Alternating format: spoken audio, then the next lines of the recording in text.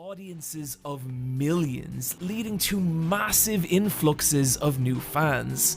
And if you want to see the most explosive expression of that new popularity, you can find it in the Undertale battle animations. No matter how dramatic the showdowns in Undertale felt, visually they were nearly always very simple, and had to be in order to remain feasible for its tiny development. And what these fan animations did was free the most dramatic moments of Undertale's story from those limitations, letting us experience the sheer lunacy of the ratings-driven war with Metaton, the violent, desperate cruelty of a no-mercy route Undyne, or the sheer tragic beauty of a pacifist route Asriel, like the fucking stunning Tele-LZ's Hopes and Dreams, capturing all the emotion, tragedy, and tenderness of the showdown with the god of hyperdeath.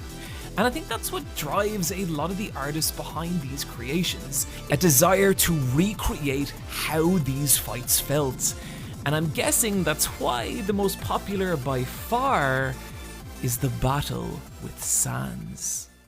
Coming right at the end of a No Mercy run, this is where the game finally pushes back against the player. Sans, having watched you repeatedly destroy the lives of everyone he loves, now faces you in one final terrible fight. And it is a nightmare. Sans even taking control of the timeline and forcing the player to be the victim of saves and resets. And what these animations do is capture all that violence, all that emotion, and express it in a way that was never possible in the original game. The crazy part isn't even how many of these animations there are or their sheer quality, but their insane popularity. I want you to take a look at this animation on screen now, and I want you to try and guess how many views you think this has. Okay, hold that number.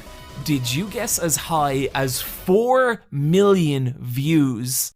Well, if you did, you drastically underestimated, because it's actually 60 million views. And this is not an anomaly with Undertale fan animations. 22 million views, 66 million views, 95 million views. I would wager that with view counts this high, these animations were likely how a lot of people actually discovered Undertale.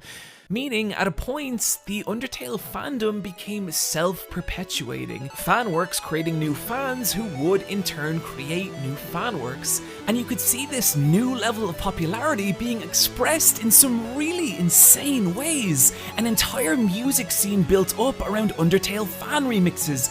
People were programming their own Undertale fan games. Kenny Omega even main evented Wrestle Kingdom 13 to Undertale entrance music. I swear to God, this is a big deal.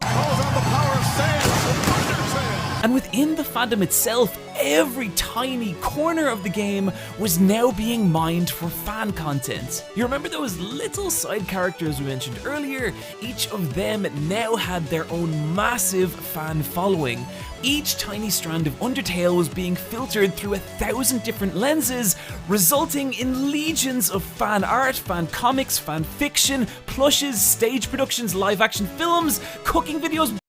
My point here is that from the little carrier burden waterfall to the bench quiche, each tiny strand of Undertale was being magnified 1,000-fold and given new life online. And if you want to see how minute this gets, look no further than W.D. Gaster. If a fictional character could win an award for appearing in a piece of media the least, but inspiring the most fan content, Gaster would win that award. His existence is only suggested in a handful of easily missable moments throughout the game. The Royal Scientist before Alphys, your odds of actually encountering him are tiny, dependent on a randomly assigned number at the start of your game from 1 to 100.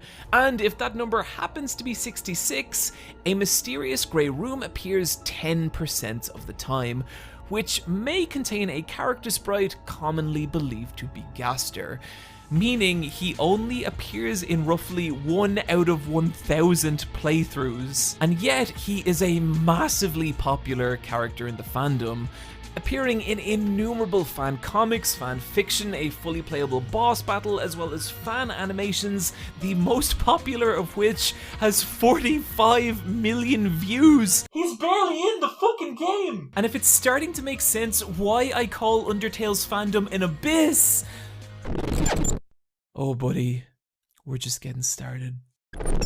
On October 17th, 2015, Tumblr user Underfell uploaded a drawing of Toriel, but rather than the kindly goat mother you encounter at the start of the game, this was a creepy distortion of that character, and something about it resonated with people. So much so that Underfell began to reimagine each character of Undertale in this more sinister light.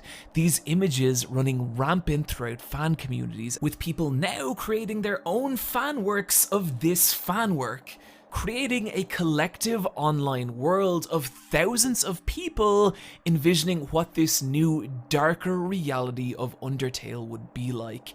And this was the birth of Underfell, one of the first massively popular Undertale alternate universes, or AUs. I have legit seen full-blown AAA games with lesser followings than Underfell, to the point that it's difficult for me to even convey how massive it is, so I'm going to be using a very specific example. This is what happens when I type Underfell Remix into YouTube, and just look at all the results. These are all soundtracks for a game that does not exist. Except it kind of does. There are multiple fully developed Underfell fan games, along with all the other weird shit you'd expect from any property with a massive fan following. All this dark, edgy shit, I love it, but I think the appeal is deeper than that.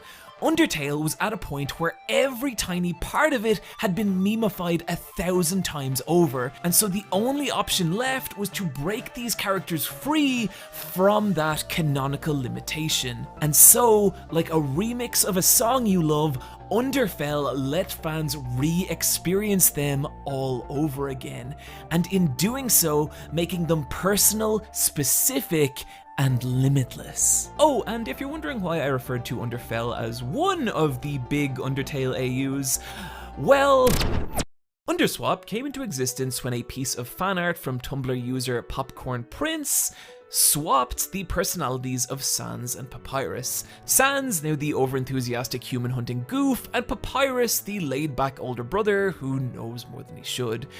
Just like Underfell, the idea picked up a massive amount of momentum among the Undertale fan community, with Popcorn Prince creating similar swapped personas for each character in Undertale. Undyne became the royal scientist, Alfie's the head of the guard, you get the idea. However, whereas Underfell imagines a dangerous, more violent Undertale, Underswap is kind of the opposite, often depicted as a softer, more peaceful reality that tends to focus more on slice-of-life style stories. And like Underfell, it is huge. A DeviantArt Underswap search yields 37,000 results. That same remix test from earlier, that works for Underswap too. There is a massive community still producing content to this day, and it's just crazy to me that there could be two massively popular Undertale AUs. Horror Tale began life as a DeviantArt webcomic that reimagined the world and characters of Undertale as horrific nightmare versions of themselves. Went on to gain a massive fan following with fan games, fan art, and a hugely popular creepy version of Sans with his head cracked open. Dust Tale is a Korean Ask blog in which Sans, emotionally destroyed from experiencing repeated genocide runs, murders the monsters of the undergrounds to level himself up to finally take down the human and end the infinite looping genocide. It also has a massive fan following with a hugely popular version of Sans, kind of like Undertale crossed with Berserk. Outer Tale is an Undertale AU set in space. It also has a massively popular fan following